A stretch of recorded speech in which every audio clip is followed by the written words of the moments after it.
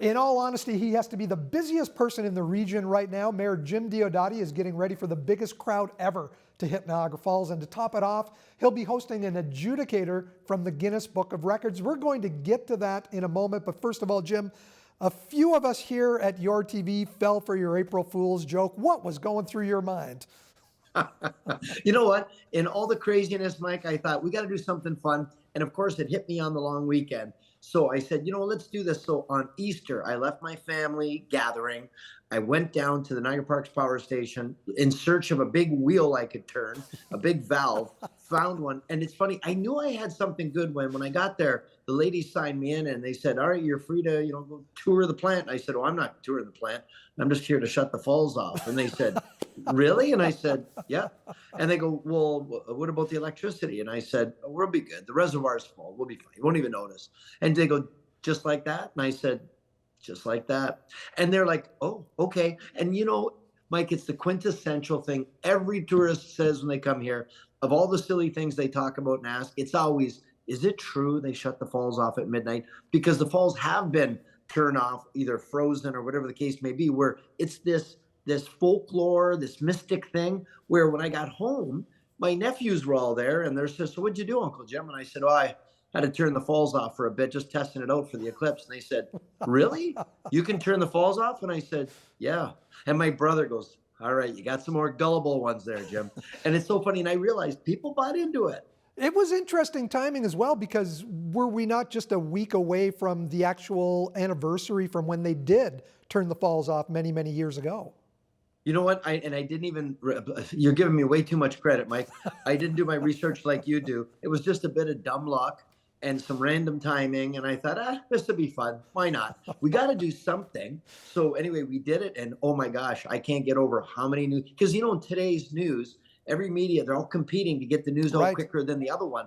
So I had a lot of news directors call me in Toronto and some of the major, and they said, you got us. They go, we put it out and we were like, wow, this is incredible. And I said, well, yeah. And the whole idea, I said, was, because it's a visual that day with the eclipse. You don't want to be distracted with auditory. Of course not. We want to hear the Niagara Symphony Orchestra playing and we want to experience. So, and it was so funny. And everyone goes, but you look so serious. I go, I'm just tired. I wasn't serious. I'm just tired. But it was so much fun. And you always hope that when you do a prank that people go for it. And this was the best. I was pretty excited. I thought, all right, there's one for the books. Well, let's talk about another one for the books, the Guinness Book of World Records. The most people wearing a sun costume are going to beat someone in China. Is that true? So that was good the way you segued. That was what a true professional you are, Mike. The way one for the books. I like that. That was very good. Only Jack Custers would think of something like that. And you.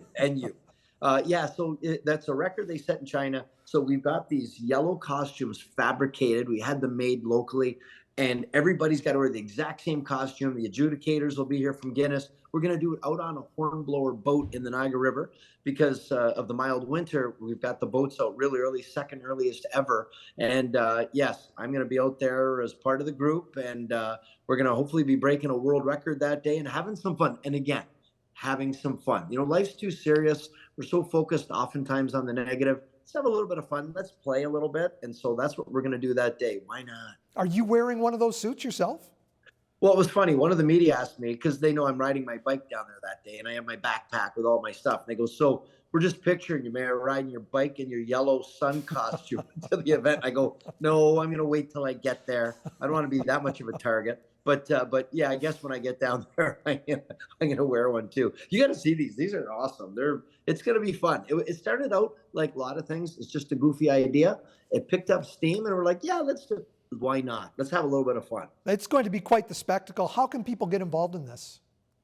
Well, they can reach out if they want to be a part of this. They can reach out to the city, and we're happy to plug them in. It's Clark at the Niagara Falls History Museum. He's overseeing the whole sun thing. He wishes he never did, but he is.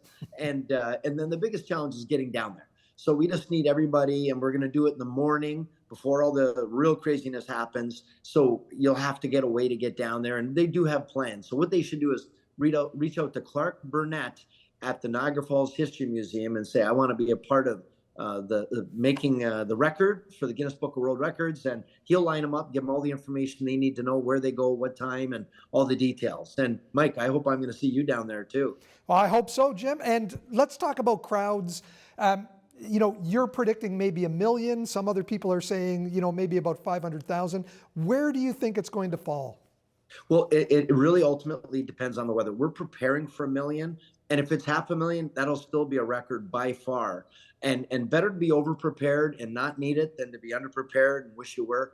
If the weather's good, and again, it's too early to say the weather at this point. And sometimes the weather can be funny this time of the year. But we're within a day's drive of almost half the population of North America. We have a very strong rubber tire market. It can turn on a dime. A lot of people get up and go, "Hey, honey, it's going to be nice tomorrow. Let's go to Niagara Falls." And that's what happens. And so we got to watch closely what will happen, what could happen. But regardless, we're basing this on, there's a major U.S. documentary company that covers these. They say you can expect 8 to 9 times your biggest crowd. Our biggest crowd was 2012 with Nick Wallenda. We had 130 to 150,000. So if you do the math, that puts us right up at 1 million. So we're on the U.S. side too. They're expecting 1 million in Niagara Falls, New York, Buffalo area. And I mean, let's face it, that there's a lot of people that want to. It's once in a lifetime, once ever, and it's not just an eclipse. The last one was 99 years ago here, and the next one's in 120 years. The idea that it's Mother Nature, it's not man-made. It's an authentic experience, and people want experiential tourism now. Eat what the locals eat, drink what the locals drink. Be it one of the great natural wonders of the world, take in one of the great celestial events of the universe, same time, same place, and commune with nature and our fellow human beings. I think it's just one of those, where were you when? Something magical, mystical about it. So I think that's what's drawn us all in. Well, it's sure drawing us all in. You're right. Thanks so much for joining us today, Jim. Thanks for having me, and we'll see you down there.